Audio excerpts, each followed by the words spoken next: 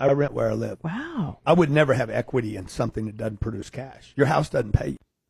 So in this video, Grant Cardone's going into why he does not own his own home and why he rents it. And he tells basically the general public that they should follow the same protocol because he thinks it's a waste of money and it's a bad investment to buy your own home. What he's failing to tell you is that his company is the person that owns his property and he rents it from his company using it as a tax deduction. For the average individual that doesn't have a real estate company, to be able to use that as a tax deduction, it makes absolutely zero sense in my personal opinion.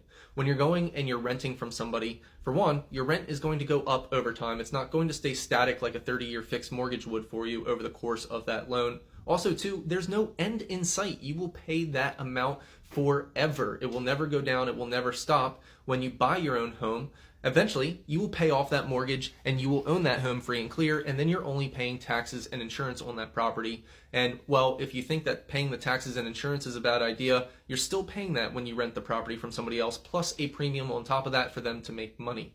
So for the average individual, I think it's a terrible idea to continue to rent and throw away all of that money for the next 20 to 30 years of your life when you could simply pay yourself back into the equity into that home and be able to tap into that equity anytime you want with tons of different vehicles out there to be able to get that equity from you. Of course, it is not a perfect science, and you will be paying the bank some of that money, and of course, the state will get some of that money in taxes, but again, it's better to pay yourself back rather than to pay and line somebody else's pocket.